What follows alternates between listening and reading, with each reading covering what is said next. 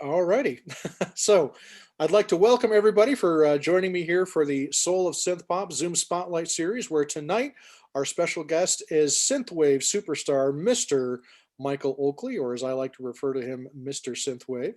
And very, very honored to have Michael join us for tonight's meeting.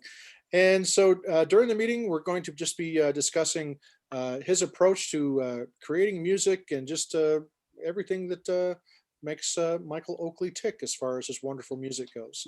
Uh, for those who don't know, again, my name is Jim Kelgard. I am the host of the weekly radio show called The Soul of Synth Pop, which airs every Sunday on Radio Plus Israel.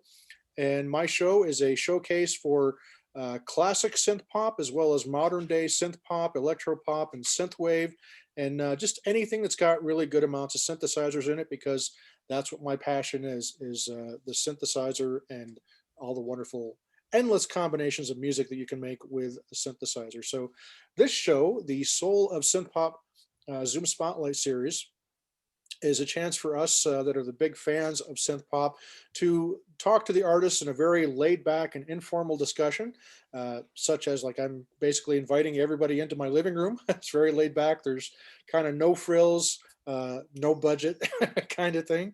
Uh, but just to have a discussion about the music that we love so much and get to know the artists a little bit better and do what we can to promote this wonderful music that we all love so much. So with that, I would like to introduce our guest, Mr. Michael Oakley, who is a current resident of Toronto, Ontario, Canada, originally hailing from Glasgow, Scotland, right?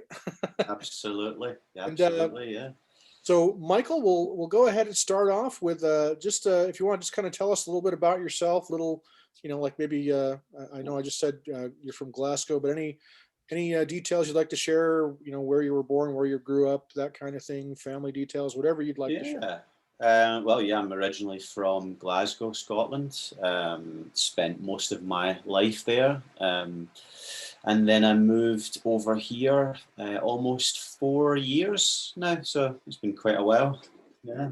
I'm looking forward to going back home at some point later this year, but yeah, my I guess a sort of quick musical background. I grew up in the 90s, loving 80s music before like retro was, considered anything but a horrible, out of date, don't tell me about it, I don't want to hear this kind of thing. And then, it was a weird time because, I was loving this music, but having this disappointed feeling of I'm too late. That I'm 10 years too late. I should have been born in the 60s or the 70s, or the 60s, rather than me being born in the 80s and then discovering this music in the 90s. And so I just sort of had to find ways. I used to work in bands, singing, writing, and I had to find ways to sort of inject a little bit of that kind of influence into the music. But this would be early 2000s to sort of mid 2000s when I was really serious about that, and all the feedback was, this is just too out of date. We're not really into this. Although ironically, on Side by Side, you are seeing a rise in bands like the Killers and people like that, who Kaiser Chiefs, people who were incorporating a little bit of that retro, but they weren't committing the full way. It was still what I would call landfill indie music. You know what I mean by that. I like that term, yes. Because from 2000 to 2010, there was just, it was endless, the amounts of these bands that just were like coming out, same stuff churned out. You couldn't tell them apart. And then I discovered sort of synthwave music, and it kind of came about at a point in my life where I was at a bit of a crossroads because I had been writing, in a band I was in and trying to become, I guess, what you would call mainstream successful, and it just wasn't working.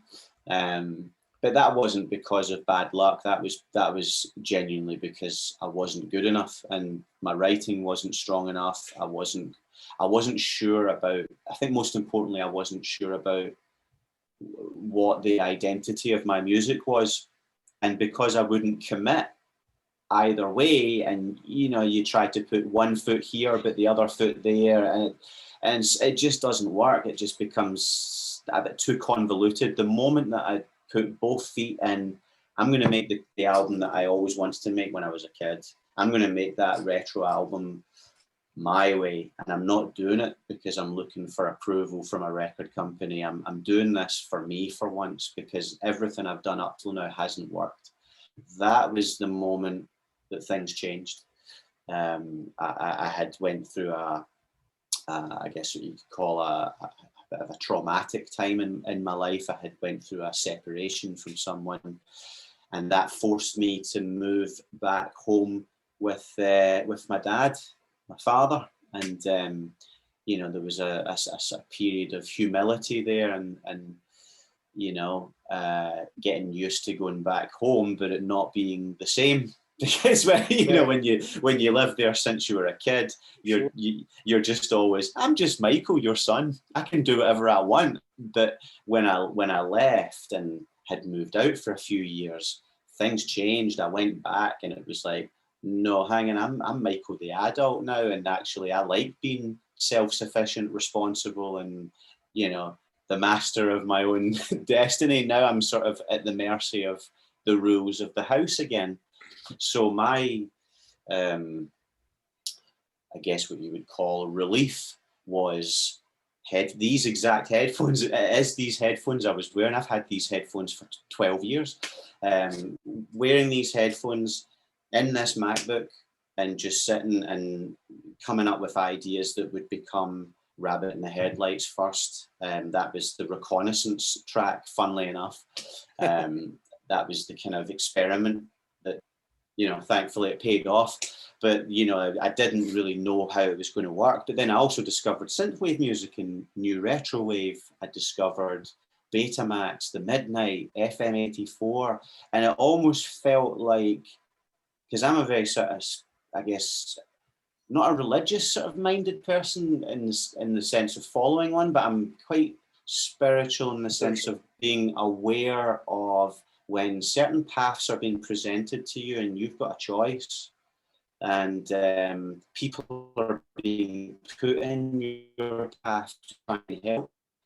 And I really I couldn't see it at the time. All I felt like was, oh, great, life is shit. This is not the greatest time for me. And, every day waking up and, going to work was hard, and getting on with life because, I'm going through this separation and getting used to living with my father and family again, and all that stuff. And kind of, it was a lonely time, but, don't undervalue the lesson in that, because that softened me enough to be able to open up to being able to write again. And that was the most important thing. It was the worst year of my life, but it was the best year of my life.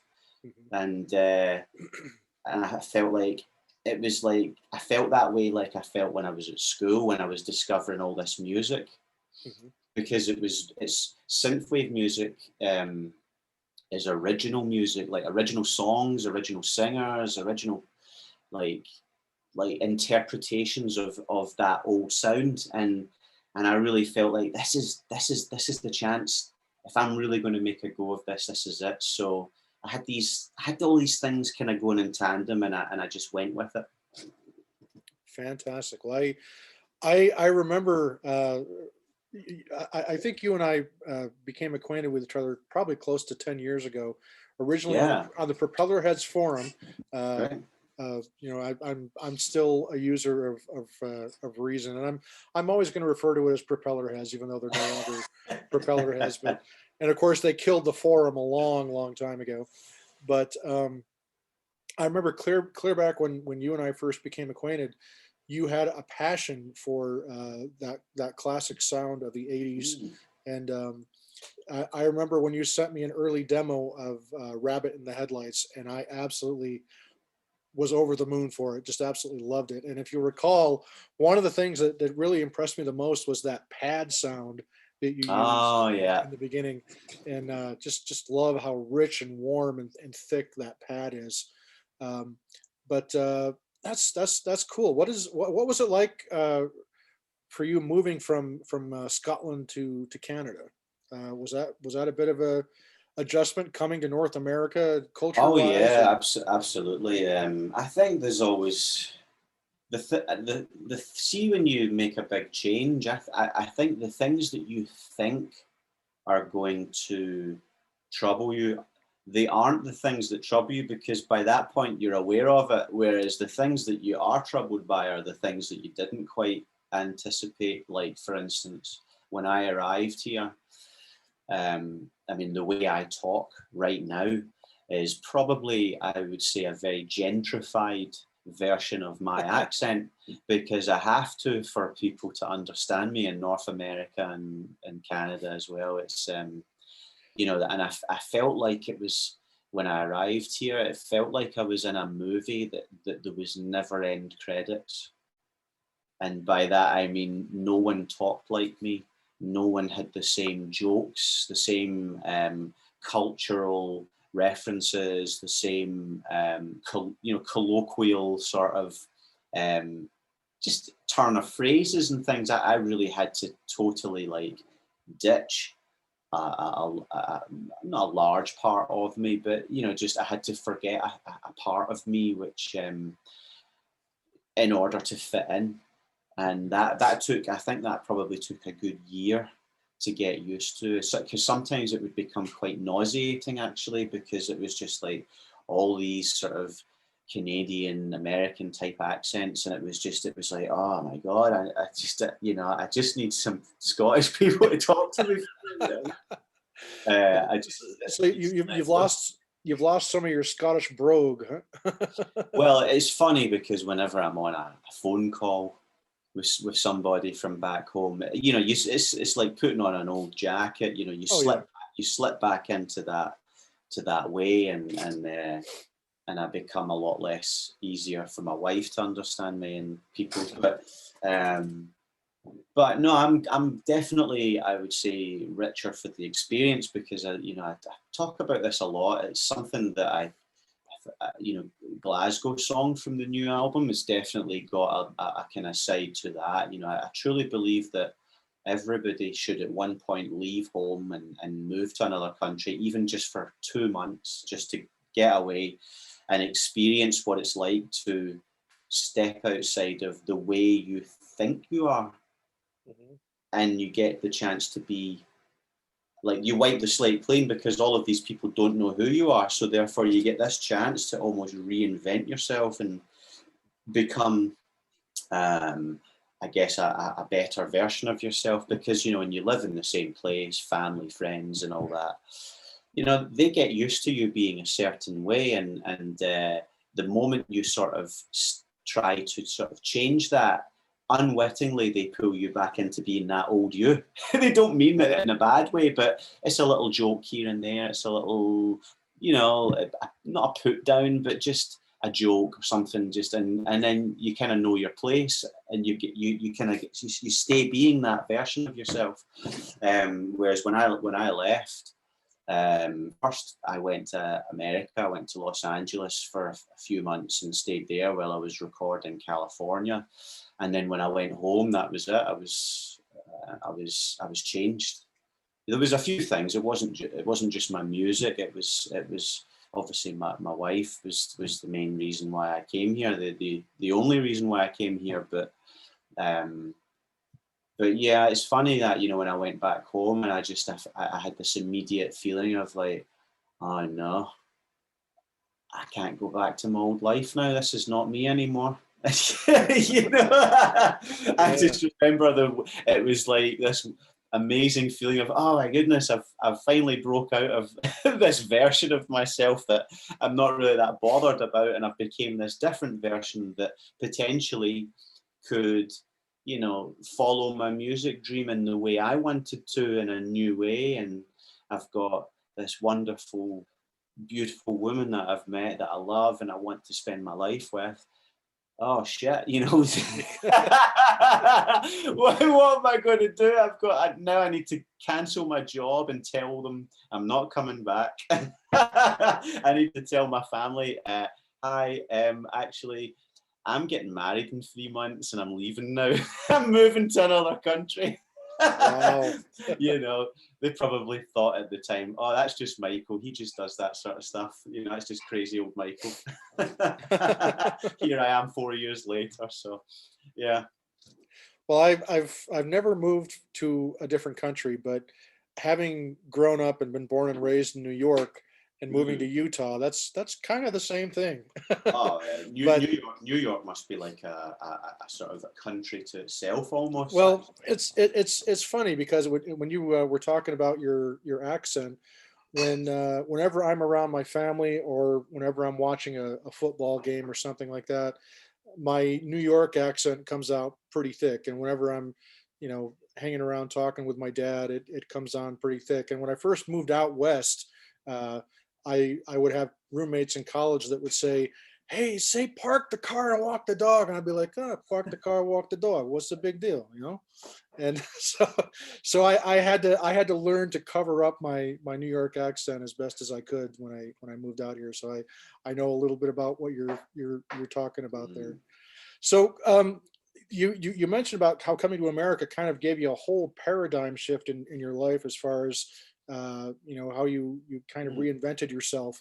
Um, so let's talk a little bit about how you kind of, as you mentioned, you discovered synthwave and you really kind of fell in love with it, and you used the words, you committed to it, which I think is a fantastic way to phrase it, because Yeah. um, I kind of actually discovered it through you, and it's now, I love it as much as I love synth pop, which is my all time favorite genre. And I discovered all these great bands like the Midnight and FM Attack, Mm. FM 84, Time Cop, and Ollie Ride, and all these great artists, and especially Dana Jean Phoenix, who we're going to talk about momentarily. But just how did that whole process work about how you, when you discovered synthwave, and how you decided this is what's for me, this is what I think I've found, what I want to do? Where how did that moment come about exactly? I think that the game changer for me was when I sent Rabbit in the Headlights to New Retrowave, and I can still remember it like very vividly. I had sent them the email. I still have the email. I even posted it one day on my socials when it was when New Retrowave hit 1 million subscribers on their YouTube. That I posted as a little kind of celebratory thing, and but I remember when I sent that email, I didn't think anything of it, and then 2-3 weeks went by. I completely forgot about it. To me that was like the equivalent of sending a demo tape to a record company. You feel like they're never going to reply, but you don't get any prizes for not entering the competition, that's for sure. So I sent it. 3 weeks later, I was wearing my like soccer gear, my football gear, and I was about to go out to play because at that time I was still playing every week, and I got the email back from them saying, "Hey, we love this track. This is golden. We want to put it up on the station. Would you be okay with that?" You know what I mean? Caps lock. Yes. Yeah. Enter. So that was the game changer because when they put it up and the song within 2 days was sitting at like 10,000 plays. Wow. That to me, for a guy who had never experienced something like that really made me excited. But it wasn't. I think it was something that I was aware.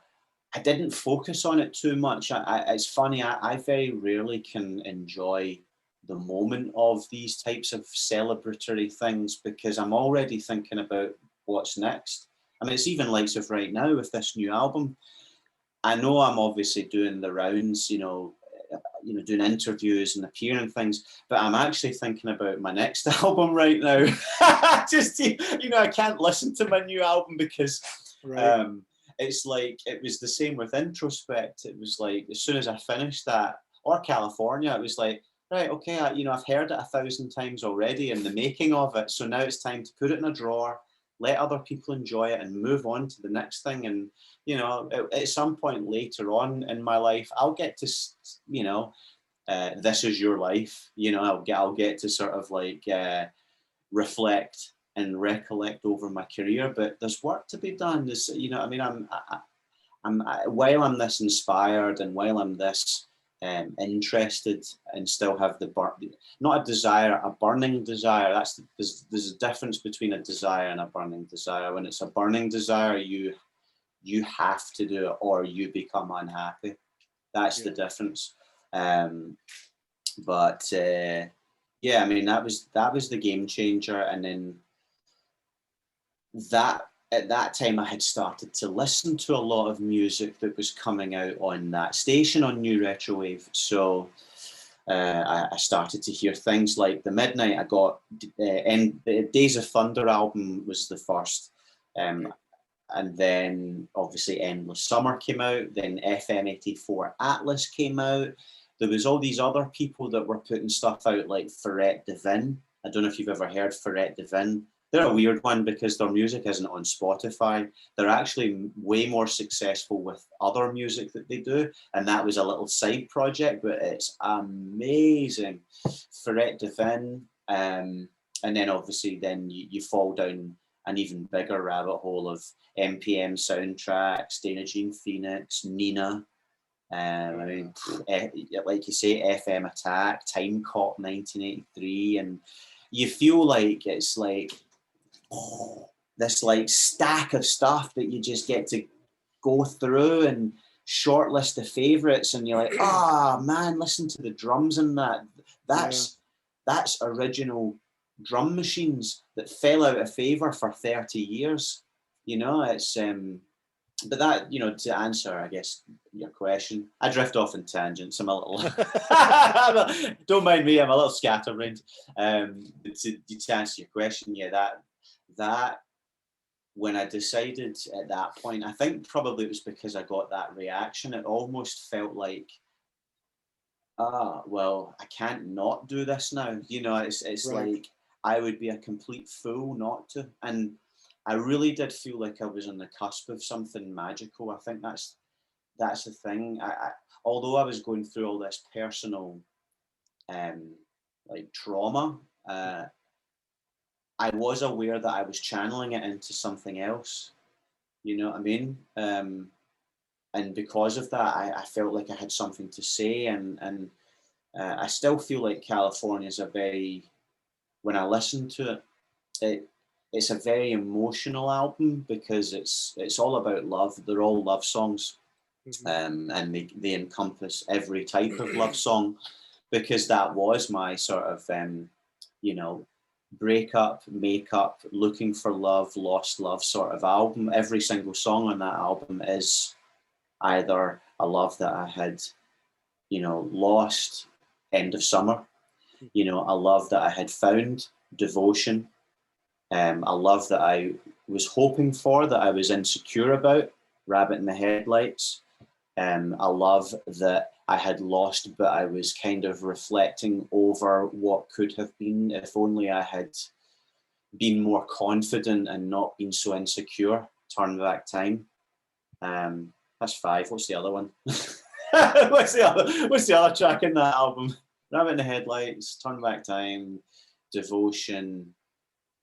Endless Summer. Endless Summer's Here Comes the Night. That's the so that is the love's broken, but you still want to go there one more time, just to feel what it was like when you were in love, even though it's done. So every single song on that album is some form of love in all its crazy, distorted, imperfect, perfect sort of ways. It's and I didn't even intend it to be that way. It was just that was where I was at, because I had split up from someone, but I was going out on dates with people. So obviously that was interesting because yeah, just I wasn't ready to go out on dates with people. But for some reason, on some level, it was almost like you'd go out on dates with these people and I'd be like, oh, pull out my little notepad, like, this is good for lyrics.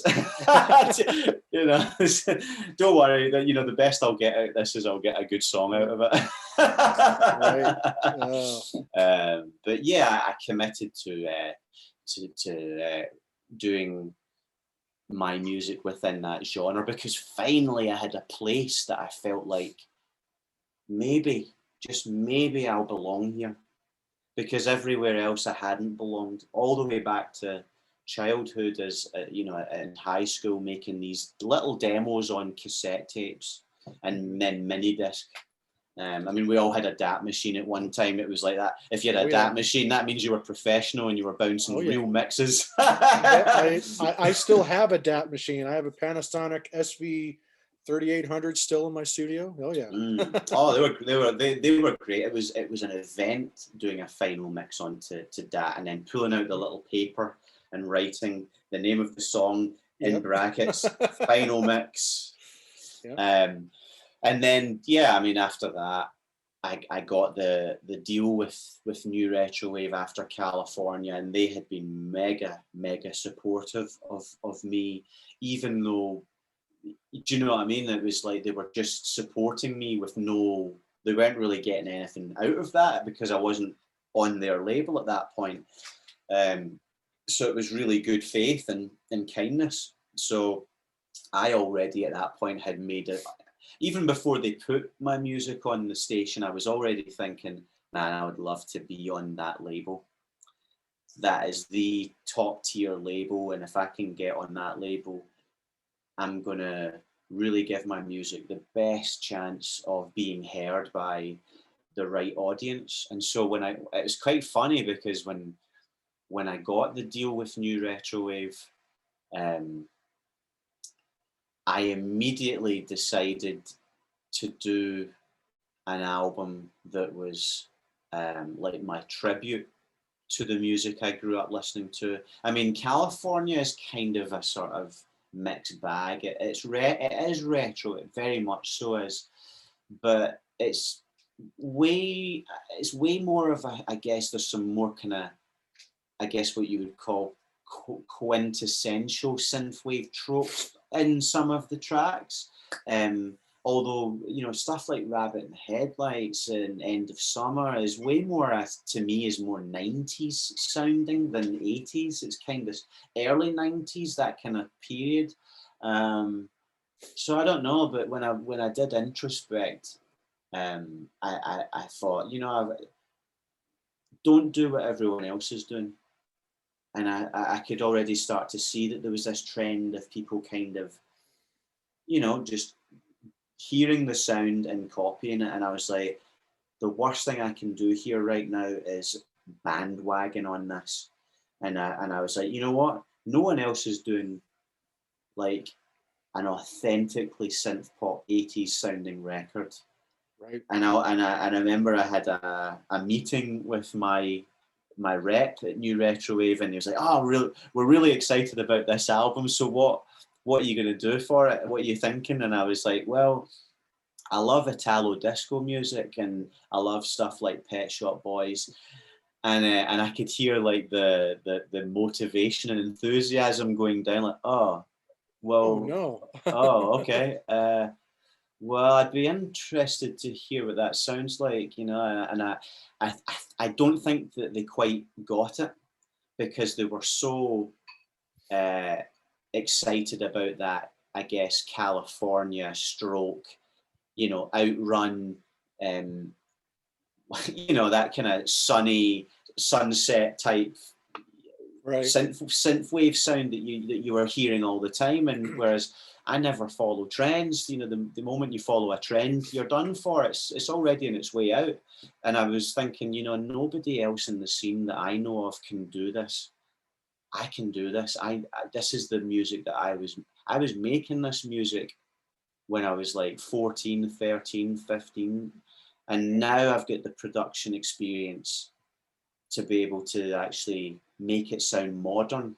So Introspect was kind of born out of that. And then when I let them hear Left Behind, it was like, oh, I get it now. I get it. Now I know what you mean. Because I was like, Trevor Horn and that type of stuff. I said, look, it'll still have my signature across it, but I want to, it was my first album with a label. Mm-hmm. So I wanted to really make a statement. And you don't make a statement by churning out more of the same shit. You just don't. It's just like, oh, okay, well, California was better. This is just kind of more watered down version of it. And I just thought, that's done. If you enjoy that, that's great. Go and listen to California. Introspect is my, I guess, tribute to the music I listened to as a kid, and that's why there's things like Italo Disco, tributes to New Order, and I guess Crystal Ships has kind of got a little bit of that. Crystal Ships is probably the only track that I think that sounds a little bit like it could have been on California, because it was the first song that I made in between California and Introspect. It was the first track that I had came up with. So I guess there was maybe a little bit of a you know what I mean. You sort of you're still a little bit tied to that, and right.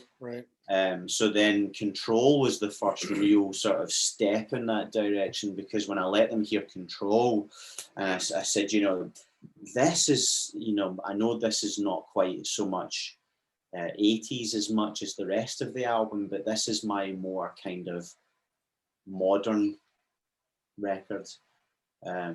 Control's another one that I don't think sounds anything like anything else I've heard in synthwave. Really, it's a weird one. It's funny. I don't even know my. Control is more just classic synth pop. But the important thing is, it's really, really well done, and you captured the essence of that sound that you were talking about, like the particularly with Left Behind, like that Trevor Horn. Type of vibe to it. And it's funny because the modern talking track that you requested me to play today, Brother Louie, I absolutely feel the Italo disco vibes in the Introspect album, and I think that's probably one of the reasons why I like it so much, because that's another one of my guilty pleasures is the Italo disco. Italo disco is one of the greatest subgenres of 80s music. I think it's the one genre of music that you've got there's never any consistent bands. It's all one-hit wonders, and you're lucky if you get 2 or 3 tracks out of the same band. The only exception is Modern Talking and Bad Boys Blue. Right. Interesting little fact that I didn't know. The guy who wrote all of Bad Boys Blue's music wrote Hadaway's first album. Really? So he wrote What Is Love, Life, Miss You, all the Hadaway tracks that were like amazing, Rock My Heart. That was the same guy that wrote for Bad Boys Blue.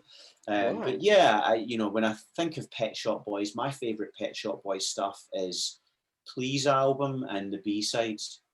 Really? That's my favorite period. I always loved the B-sides more than the singles when it came to Pet Shop Boys. I always felt that they were just as strong as the singles themselves. One of my all-time favorite Pet Shop Boys tunes is Bet She's Not Your Girlfriend, which is the B-side to I forget one of the tracks from the Behavior album, but yeah, they've always had fantastic B-sides, always. Oh, amazing, absolutely amazing. And Introspect, I think that it was funny that, because when they were sort of a little bit initially like, oh, well, I just don't know how that's going to be received. I was kind of like, I was so confident with it. I said, just leave it to me. I'll send you some demos in the coming months, and you'll get it. And I think the first track I sent was Control. Actually, that was the first one. Wow.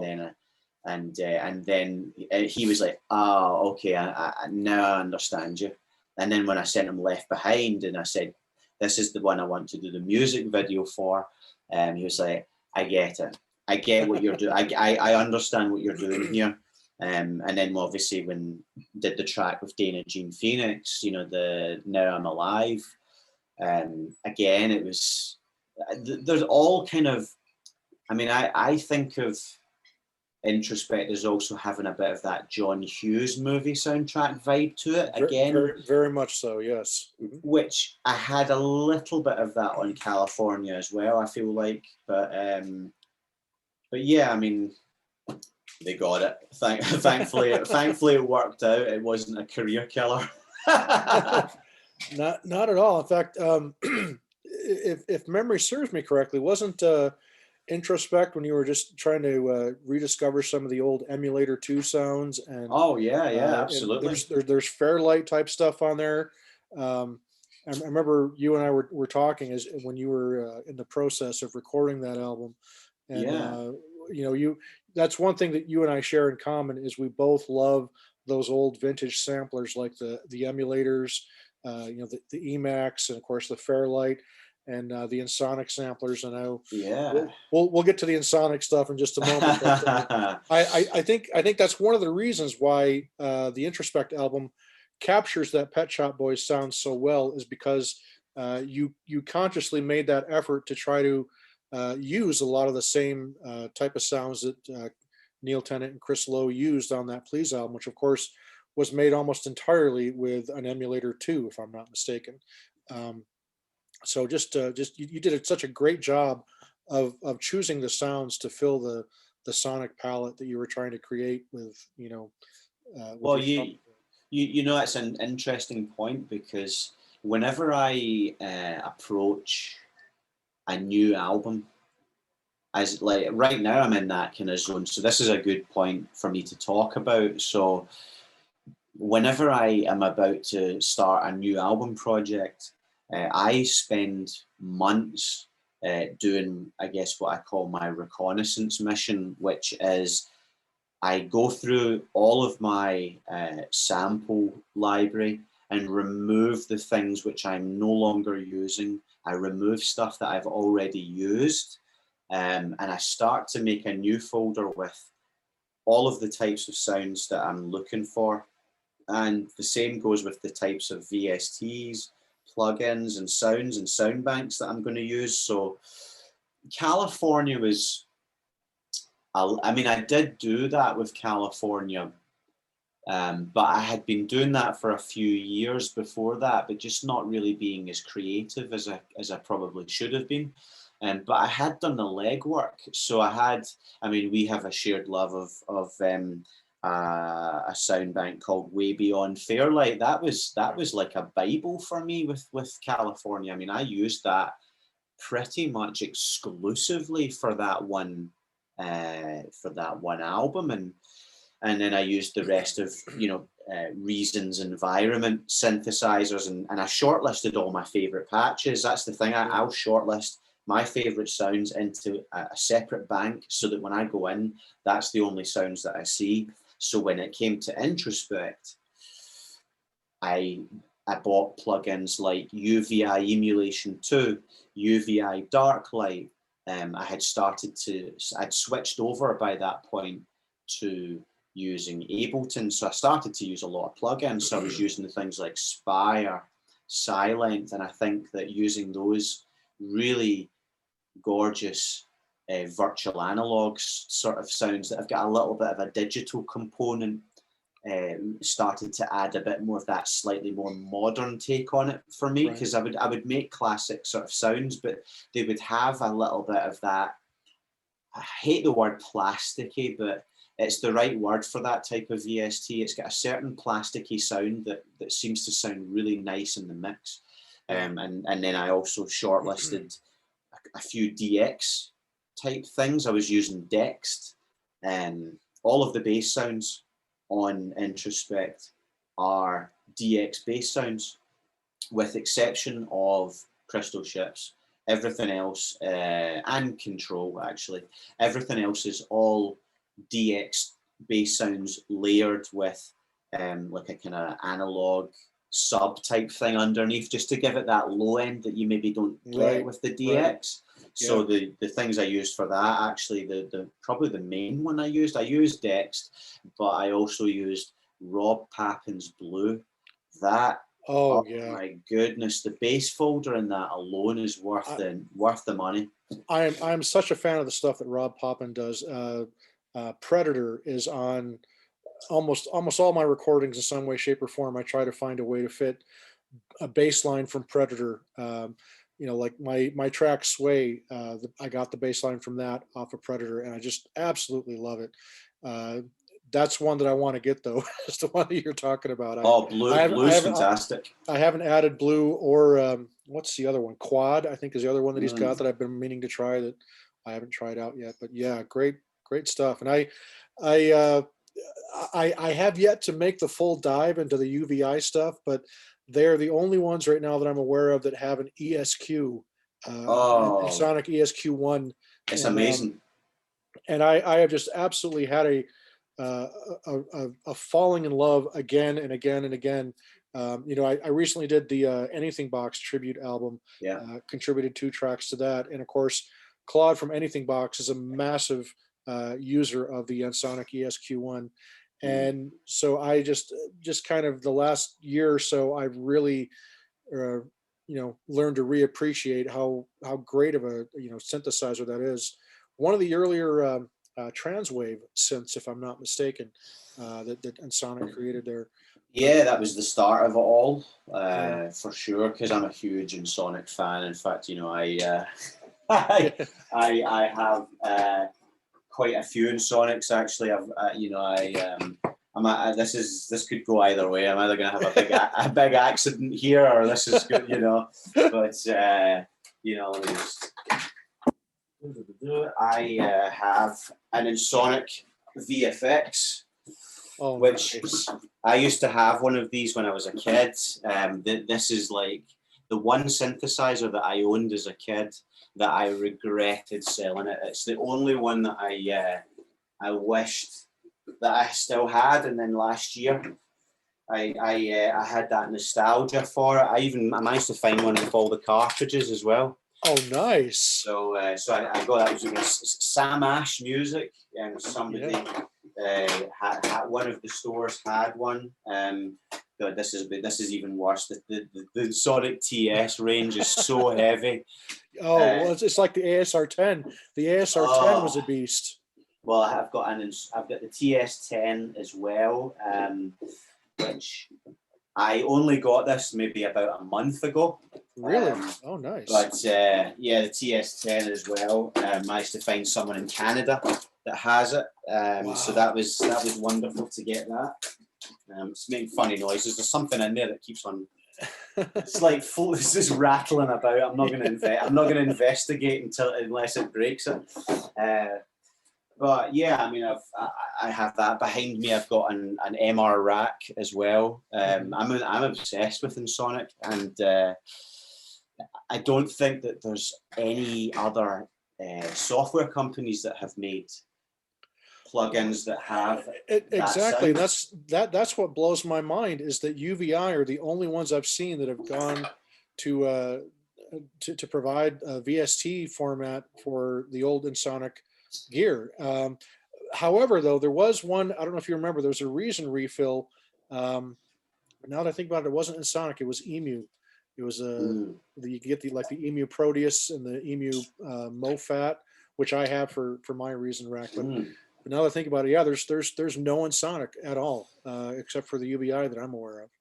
I think as well the prices of Ensoniq stuff has shot up ridiculously. Oh, yeah. I was mortified when I paid like $600 for the VFX, and I was like, wow, that was the cheapest. I mean, but I was like, oh, do you know what? I deserve this. I'm going to have this.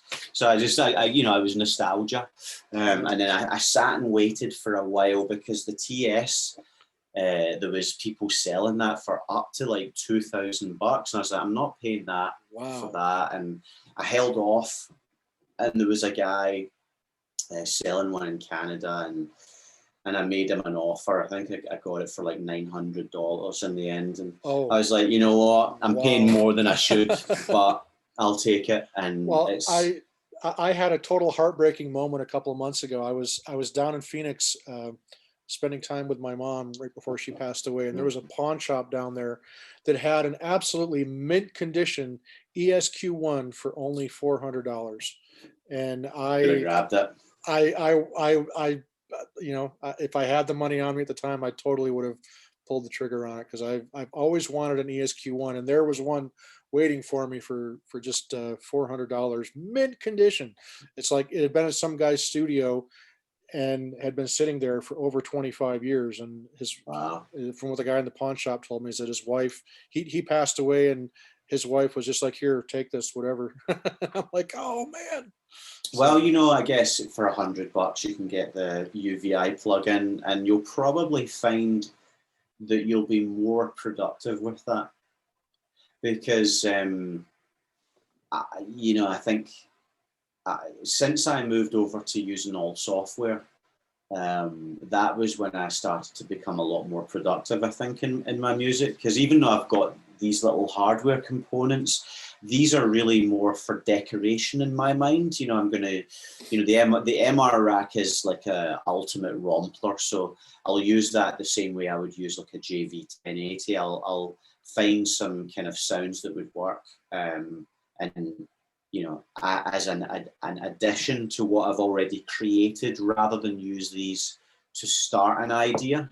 Because I know the TS10 is wonderful for bell sounds and kind of those digital type sounds, and there's some gorgeous world sounds in there as well.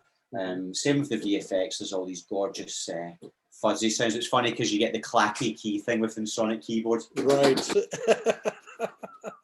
Yes. But yeah, I mean, and UVI are fantastic. I mean, I love their products. There's probably 3 plugins that I couldn't live without, and one of them is UVI Vintage Vault.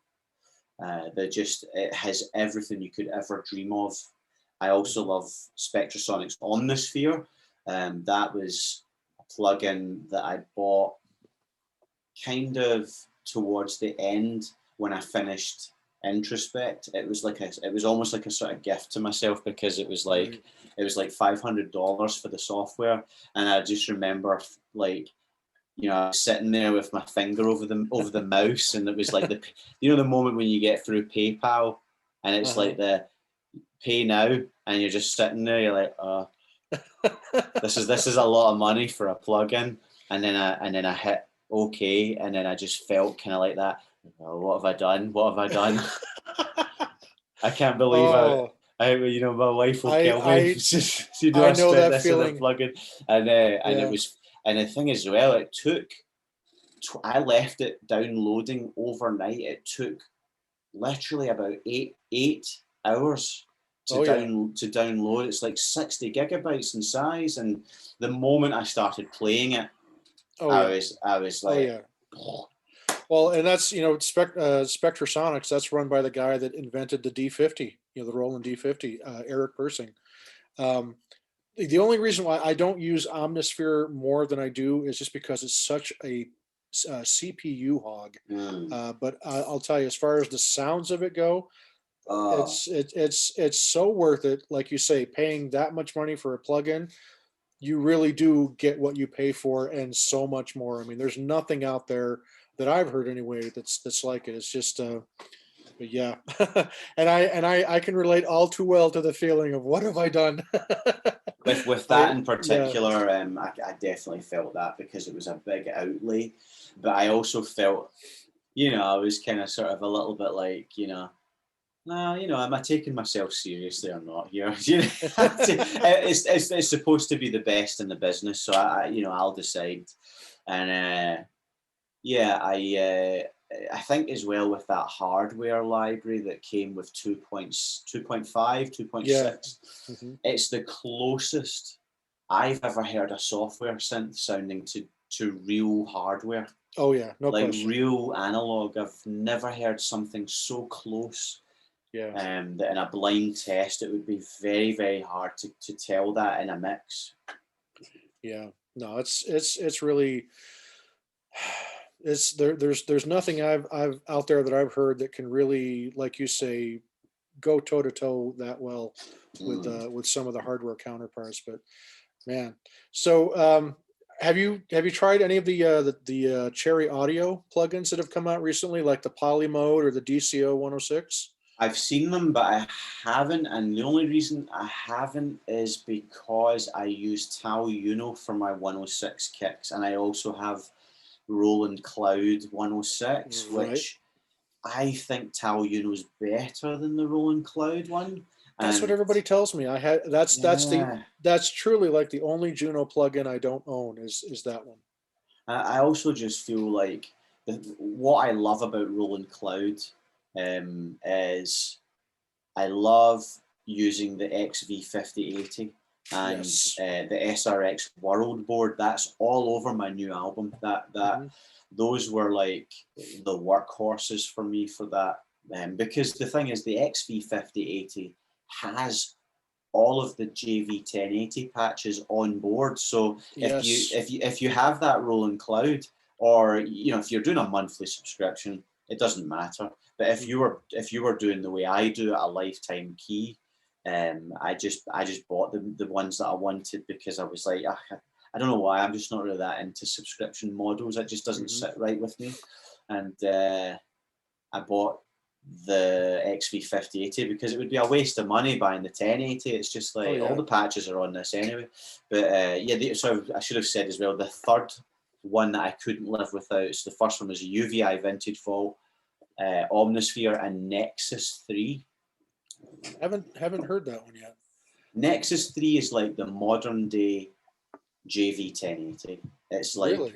the ultimate box workstation of sounds, and they are fantastic for all genres. You'll Good it's like one pianos and it's strings? oh yeah, it's just that jack of all trades kind of workhorse box. I always find things in that I just use, and it's like for layering maybe, and it's weird. I got it and I love it. I've shortlisted all my favorite sounds. It's a bit like Omnisphere. You can click the heart button next to the patches that you like, and then at the Hmm. very top, if you click the top heart, it only shows you your favorite patches, and it's the Nice. same with Omnisphere. You can Yeah. 5-star patches, and then you can basically click select by rating, and then only your hand selected patches pop up. That's how I like to work. So Yeah.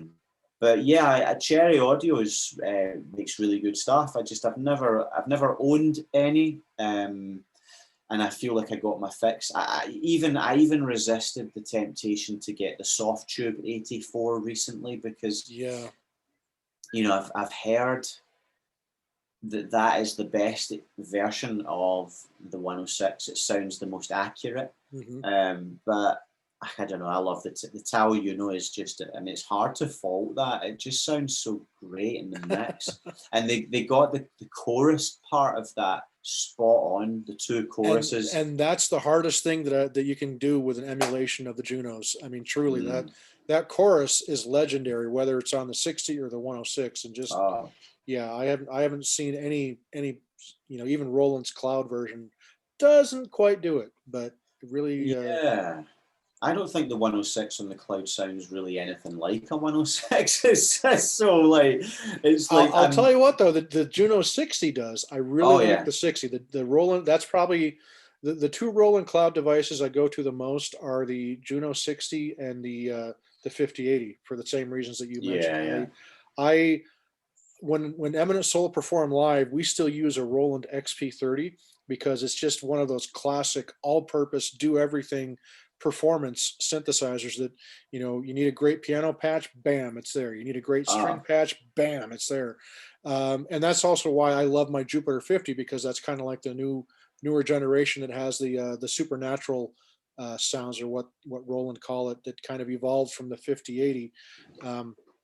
So yeah, I love that stuff. But I got to tell you, the one VST that you got me hooked on that I cannot live without is Spire. Oh my gosh, oh yeah. that's if a VST could change the game for me, that was one of the ones that I just when you and I had that conversation, you told me how much you enjoyed it.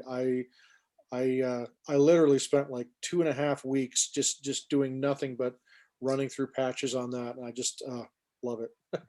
It's the one synthesizer that I've used on all three albums. Yeah. So that Oh, sort of, and I intend to use it moving forward. I feel like that's almost like my secret signature synthesizer that I use, because it's probably the only synthesizer that I have learned how to use inside out. I would say, for the most part, I mean, I love making sounds. I work for companies doing sound design and whatnot. And, obviously I have to learn how to use the instruments that they want me to maybe do patches for. Um, but when it comes to me composing my own music, I actually don't want to be creating sounds. I just want to access the sounds that I like and immediately start to lay down a mood. right. I kind of, some sort of atmosphere and vibe, a bed for something that's going to make me feel like this is going somewhere. This is what I was looking for. The moment I start to fart about with tweaking sounds and stuff, it's like I'm not being creative. I'm just tweaking. I'm Yeah. just that's that I think that that's better done in a session prior to. That's not to say you can't be tweaking a sound and come up with a good patch and you just start playing and coming up with an idea. That's serendipity. If that Right. happens, stop what you're doing and follow the idea. Right. Um, Absolutely. but yeah, Spire is immense. Spire just has the most gorgeous reverb on it. Yes. Yes. So gorgeous, that reverb, and also just it can sound analog, but it can also sound digital as well. It's kind of this weird hybrid that just sounds really, really nice in a mix. All of my lead sounds that I've used, so um, End of Summer Mhm. and Left Behind, Control, all the solo lead sound in the kind of third stage of the track, Mhm. that's Spire leads. Those are leads that I made on Spire. Wow. Trying to think if there's any other ones. It probably is. I don't know if I was so in. I wasn't really that into the synthesizer solo on my new records. Not that I can, not that I can think of. I kind of changed pace with this album, but yeah, I mean, Spire is all over this new album as well. Yeah. Fantastic. Well, let's just kind of real quickly talk about the new album Odyssey, Mm, which came out what, about a week or two ago. I mean, just absolutely yeah. fantastic. And as I mentioned earlier, my favorite track, the standout track for me, is Real Life. I absolutely Mm, love the saxophone that's on there, and of course, that's one of several tracks on the album where you have Dana Jean Phoenix providing backing vocals on it. yeah. Uh, Another fantastic synthwave artist that I just have immense loads of respect for.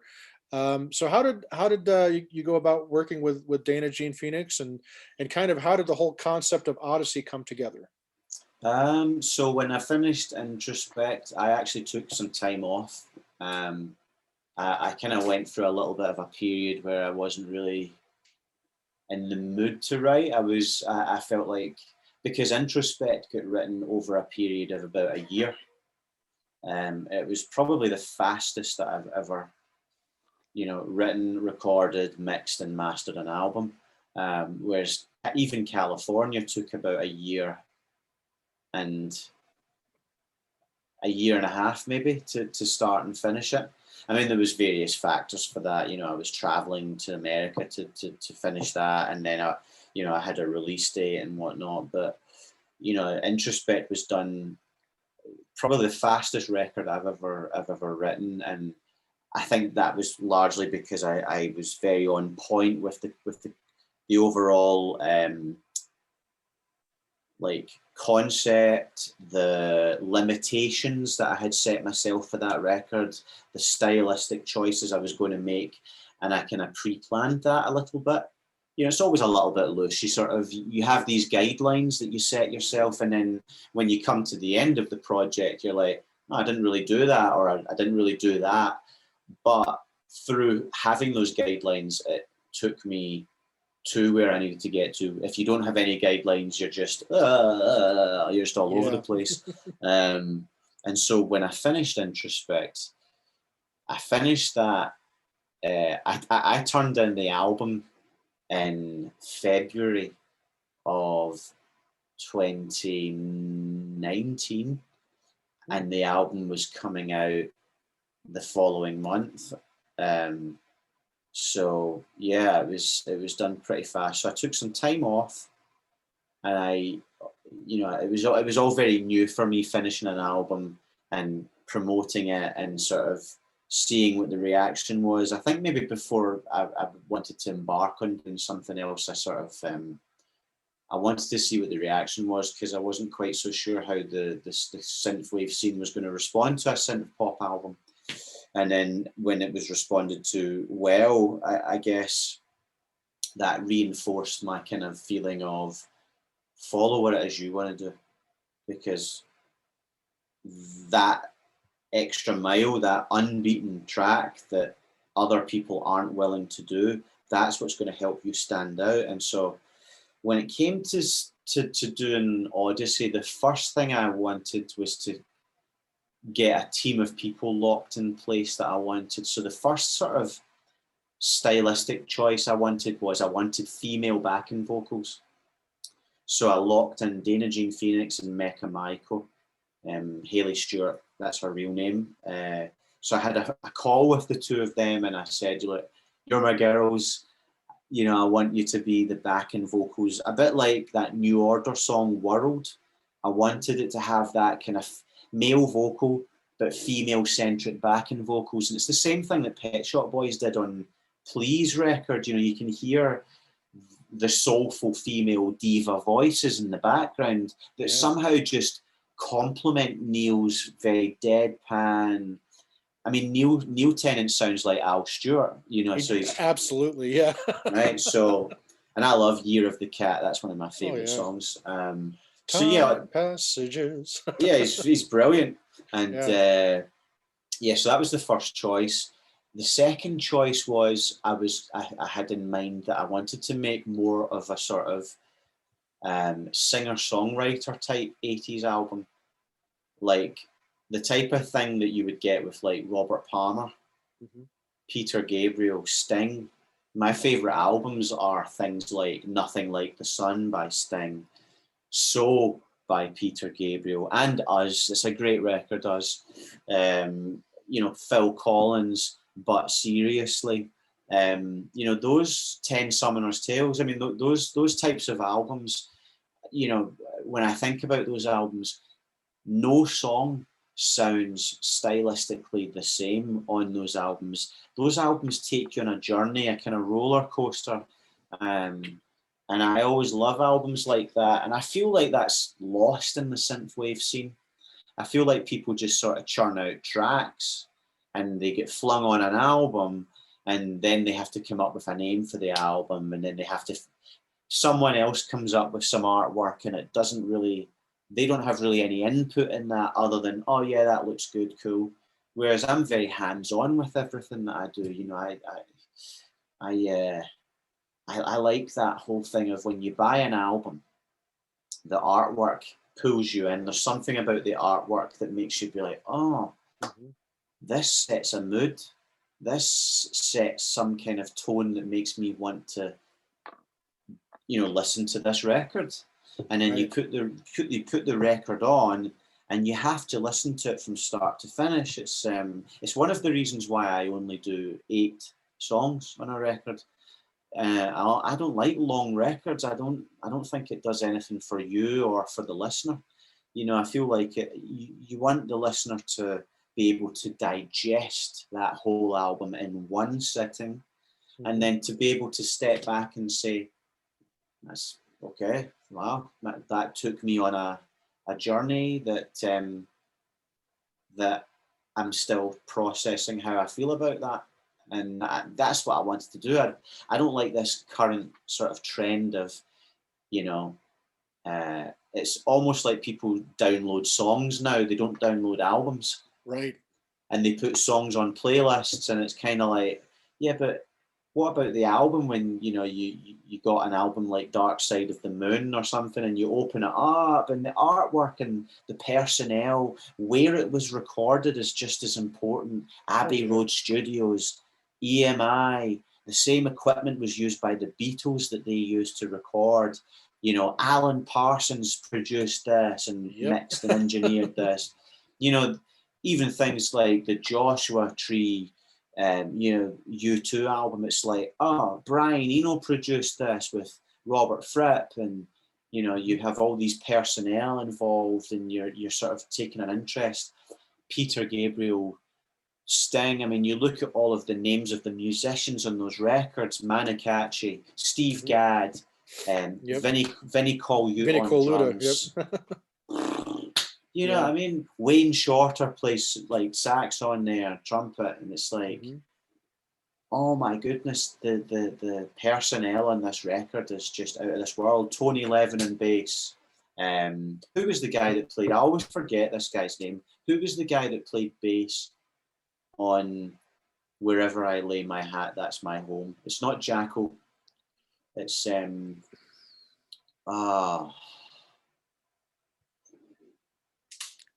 Can't. My name's wrong. I'm drawing a blank. I'm gonna look that up right now because it's gonna annoy the heck out of me. Wherever I Lay My Hat, bass. Pino Palladino. Oh, Pino, of course, Pino Palladino. Right. So Pino Palladino played on But Seriously album. I know there's the guy with the huge beard that plays on all the Phil Collins stuff. That guy's amazing as well. Leland Sklar. Leland Sklar. But Pino Palladino played some of the bass on But Seriously, Do You Remember, and tracks like that. I mean, but you listen to records and you know who those musicians are. You know that's Pino. That's that sound, and you just know who these people are, and then you get a feeling like, I wonder, was that Dave Bascom that produced this record? Because this has a certain sound to this record, and and then you look at it was him, and you're just like, there you go. All of these Trevor Horn's the same way. Trevor Horn. You just, these people put a certain character into the music, and absolutely. So when I think of working with people on records, I go to certain people because I know they're going to give a certain quality to the record that I wouldn't be able to add by myself. So things like working with Ollie Ride, for instance, on the writing across the whole record, and he also kindly, you know, gives me backing vocals to put in there as well, and stuff. And you know, we work on the melody line. He's very much hands-on with me on that because I know he is the best songwriter that I have within reach. He's an amazing songwriter. So if I say that it sounds great and he says that it sounds great, we've got the best chance of that song in terms of its writing being able to connect with people. And then, you know, working with people like Dana Jean Phoenix and Mecca Michael. I also got Brother Tiger as well to step in and contribute some parts, you know, on top of what I had already done. And then guitarists that I had asked to play in the record, John Kunkel from New Division, and the guy that records my vocals, Derek Elliottson, he plays acoustic guitar on all of my stuff as well because he's brilliant. And I feel like when you have a team that you're working with, I feel like I've been working with a lot of the same people that I was working with when I started. So these people know who I am, how I work, what I like, and then we've grown together as we've kind of progressed to each different album, and I feel like that gives the thing a sort of character that's important to me. And then Pete Maher is the guy that masters all of my music and has done right from the beginning. So Yeah, that sort of stuff's really important to me. I take to do with the album's artwork and the inner notes and how the album is laid out and what photographs are chosen and putting lyrics in the album. I put in all of the names of the people who worked in the album and who did what. I put all of the plugins that I used on the album as well because, uh, that's the sort of stuff as a musician It's the I kind of like to. stuff that I like to read about too. Yeah, Yeah, it's I totally get you, totally get you. I've tried doing the same thing, and so many people are like, "Who cares about that stuff?" I'm like, "Well, I do. I mean, so it's the cool." lost art of the album is Exactly. is something which is very special to me, and I loved when you got a record, and part of its mystique was the artwork.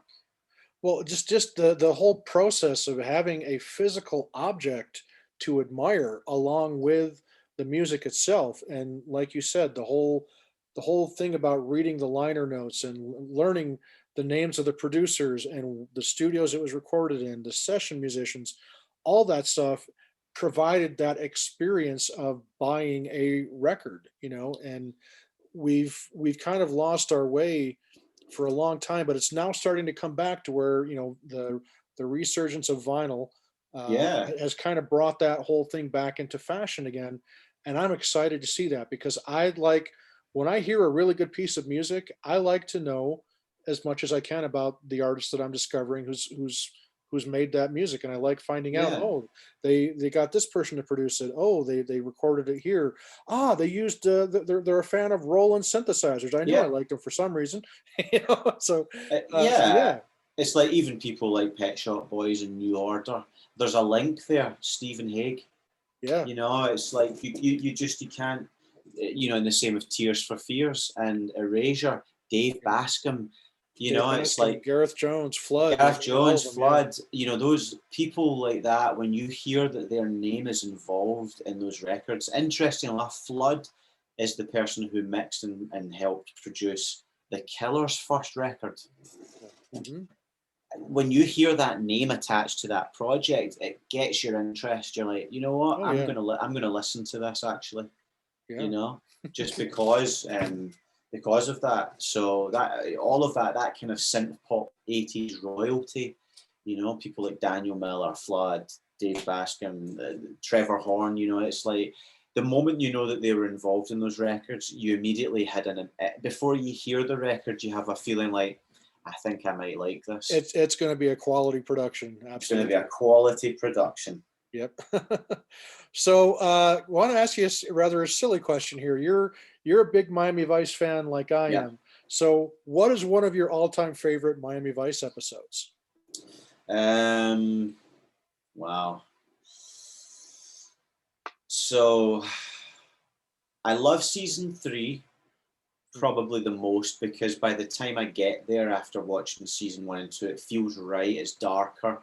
I love the change in color tone to a more darker sort of uh, color palette with the clothing, whereas in the first 2 seasons it's kind of more pinks and Pa- soft pastel. Pastels, yeah. But it gets darker toned in the third season. But favorite episode, I love definitely Miami. I mean, that's just such a great Oh yeah, episode. I just with the Godly uh, and Cream song at the end. I mean, oh, it's great. that's what was so great about that show was the music that they featured and how they incorporated it in to the scenes that they were shooting, and Uh, that's definitely a great. And having Ted Nugent as the bad guy, how can you go wrong? oh yeah, I love Ted Nugent's suit that he wears with no Yeah. t-shirt. It's just ridiculous. But I also love there's the guy that's the cop who obviously makes a fool of himself at the end because he screws up, and it's Right. just that way when he's in and he's talking to them and he pulls out the money and it's just like, who's one come for dinner? It's on old Uncle Sammy. It's like, Yeah. and it's just like Yeah. it's just little touches like that. Phil the Show is another favorite episode of mine. I love the episode with Phil Collins. Right. I think he was fantastic in that episode Yeah. actually. There's so many great episodes. I love quite a lot of the episodes. equally. But the standout one's definitely Miami. I think it's got the right mix of Crockett's love affair with somebody that's not right for him and he ends up getting messed Right. about. It's got Yeah. the action. It's got the comedy as well because you get the comedic moments. Izzy and Noogie, was there any better Yeah. comedic team? Yeah, I mean it's the episode that all of those little traits are in there and it works and Yeah. it's perfect. And even the girl that's the blonde-haired girl that plays the sultry vixen, she's fantastic in that role. It's just when they're at the start with the ice cube, just the Oh yeah. it's just ridiculously. I remember watching that as a teenage boy and being like, "Ooh, yeah, got to give me some ice cubes." It is just you feel the heat of the episode as You do, well. you really do. Yeah. You feel that kind of. And if you've ever been to Miami, you know that it does in fact get that humid and hot down Oh there. yeah, It's yeah, crazy. It's crazy. yeah. One of my, in fact, my all-time favorite Miami Vice episode is actually from season 1. It's called Evan. Uh, Oh yeah, yeah. I love that episode because it has the Peter Gabriel song Biko at the end, Yes, and it's one of the few TV episodes that's ever brought me that close to breaking down into tears when I watched it. Um, but there's so many other great episodes. I mean, I love season 3 is fun because I think that's the season where Crockett gets the white Testarossa Ferrari. yes, They blow up the Daytona, and I think the very first episode of that with yeah. Liam Neeson, as a matter of fact, That's I think is right. that. But I love. There's another episode called "Out Where the Buses Don't Run" from season 2. That was the one that I'm tied with because I think that's the one episode that I remember most. I laughed a lot at Definitely Miami. It was just like it was so over the top. Yeah, Right. the story was great, but Out Where the Buses Don't Run was the first episode that I watched where when you get to the ending, I literally felt like that's great writing. Yeah. This is incredible writing, and also Bruce McGill Brilliant in that in role. that role. He was called in last minute. He was the second choice That's what I because heard. the person, I forget who it was that was first choice. I don't even know if they did name who was first choice, but whoever it was pulled out. Bruce McGill was called in with literally a few days to go, and he ad-libbed a lot of that. Right And on. it's amazing because I read an interview. There's an interview you can read where he talks about it, and he said, I have this idea with the character being in a mentalist institution for years, and all he watches is Groucho Marx cartoons and that type of thing, and that's why whenever he's being met with confrontation, he just bursts into character because it's the only Yeah. way he knows how to deal with confrontation. And I thought that's an interesting character arc. Yeah. I didn't actually think about that. Every time Crockett presses him or Tubbs presses him, he seems to put on these voices, Yeah. you know what I mean? And it was like, oh, now that makes sense. Now when I watch the episode, I think about that differently now. Yeah. Yeah. And the reason I loved that show so much was it turned me on to so much great music Oh, back in the day.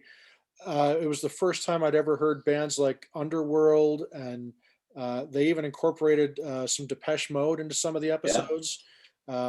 So it was really forward thinking at the time in the concept that they played actual music as opposed to, throughout the 70s in the US anyway, there was like yeah, you'd get this really saccharine, poorly produced, schlocky, background music, but then comes along Miami Vice with the MTV Cops concept and just amazing. And yeah, to this day, it's still one of my all time favorite shows. And I thought that was cool. That was one of the connections that you and I had as we shared the passion for that old classic TV show. And I remember hearing rumors all the time that they were going to do like a one off, TV movie or a mini series and reunite Don Johnson and Philip Michael Thomas in their roles as Crockett and Tubbs. And Sadly, that has never materialized, and I I don't think think it will. I don't think it I will either.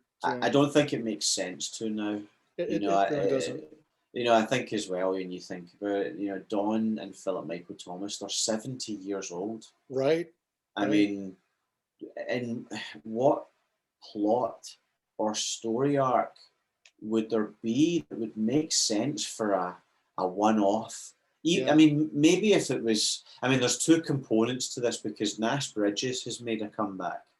That's become a thing. But Don Johnson is a co-owner of the rights to that, you see. Yeah. So if he does another mini series with that, that means Nash Bridges gets another round of syndication, which means Don is Oh, quid in. he's already well. He married well. I think he married a woman who's exceedingly wealthy, so he's definitely not hurting for money. Oh, and Don's already multi-millionaire. And the thing Right, with Miami Vice is Miami Vice is owned by NBC Universal. right. So to jump through all those hoops to get NBC to firstly agree to do a show with those characters because it's their intellectual property, they wouldn't do it unless it was put out on their channel. So Yeah. how would that even make any financial sense? I don't think there's enough interest probably to warrant it, but I don't see it making sense when it's like watching Rocky, the modern Rocky movies. It's kind of like, let it go. You know what though? I actually really liked Creed, the first one. The second one That was was the right move. That was the right direction. it was a total disappointment though with the second Creed movie because Mm, you had this great setup with Rocky's going to be meeting up with Ivan Drago again, which was Rocky Four was one of my favorites. I love that one, and then it was yeah. just so disappointing when it was like. I guess I was kind of secretly hoping with that story that there was going to be like a redemption of some kind involved with Ivan Drago, and we didn't get that. Sorry, folks. Spoiler. But Yeah. yeah, yeah. It's a tough one because we live in the age where there's revivals all left, right, and centre. And who would have thought that the Karate Kid Co- revival with Cobra Cobra Kai. Kai is like, I mean, Netflix just took it over, and that Abs- shows you the interest that was there. But that makes sense because the story isn't about Daniel LaRusso. The no, story is about Johnny Lawrence and his right. life going down the tube after that and looking for some kind of redemption. And that's where the story works, you see. Right. And that's another one that I absolutely love. I think it's a brilliant show. My family Wonderful. my family and I we are just when season 3 debuted, we literally stayed up until like 2 or 3 o'clock in the morning when it debuted on Netflix, and we just binged watched the whole thing in one day. It I was mean, just when amazing. me and my wife watched them, it was on, it was like a YouTube exclusive thing. Yep, yep, I Um, remember. we just pirate bayed it. I don't care. I'm going to admit that. I don't care. At the end of the day, I wasn't going to give a YouTube subscription. They don't get my money because of their adverts. Right. Um, but we started watching it, and it was like 15 minutes long. And it was like, oh, is that it? Yeah, we could just watch the other one. And we ended up watching about 4 episodes back to back, and it was just like, this is really really good. Actually, do you know this is a component of the story that is really really interesting. Yeah, It was yeah, like it was incredible. So you know, I don't I I don't see it being possible with Miami Vice, though. I just don't yeah. see I don't think how so. that would work. Even the fact that Vin Diesel tried to do a reboot unsuccessfully, Yeah, I don't see Dawn coming back. And even that, I think there's certain things. If the Karate Kid was about the story of the underdog, the underdog coming out and beating the bullies and coming on top, Miami Vice was a lot to do with its time, the yeah, fashion of the time, the music of the time, the 80s aesthetic, the sports cars. How yeah. do you translate that to now? Right. That's I mean, don't get me wrong. If I heard Well, there was going to well, be a reboot, sure I would watch it, but I would be very kind of like, ugh. I don't know Well, how this well, is. in these politically correct times, I think Crockett would be driving a Tesla now instead of a Ferrari I, Testarossa. well, there's two Nash Bridges episodes where he reunites with Philip Michael Thomas, and they're wonderful episodes actually. Yeah, Stephen Bauer is the bad guy, the guy that played Manny in Scarface. They got him, yeah, yeah. and you know Philip Michael Thomas plays plays a character called Rico Hawk, Ricardo Hawk. Wow. Oh, good heavens. Well, Michael, thank you so much for taking time out of your evening to speak with us. It's been a pleasure Thank you. getting to know you a little bit better, and I know that my listeners are going to love watching this on YouTube later to learn more about a little more insight into how you do what you do. And we're so appreciative of your time and especially of your talents. So thank you very much, and I'm going to keep playing the hell out of your new album because I love it. And Thank you. please tell Dana Jean Phoenix that she's got a big fan in me. Oh yeah, she's So absolutely wonderful. Yeah, I've actually been planning a live show, which is going to be like a pre-recorded um, live show that will be streamed, like a ticketed event through Bandcamp from New Retrowave. nice. This is loosely the plan at the moment, but we might see a little special appearance from Maybe. DJP. Oh, okay. All right. It could be on Right on. for Well, something. But yeah, no, thank you for having well, me. Thank you for your support on the show all the time. It's greatly appreciated. well, you are most welcome. Most welcome. And again, folks, please, if you get a chance, buy Michael's new album, Odyssey. It is fantastic. Just some great tunes on there.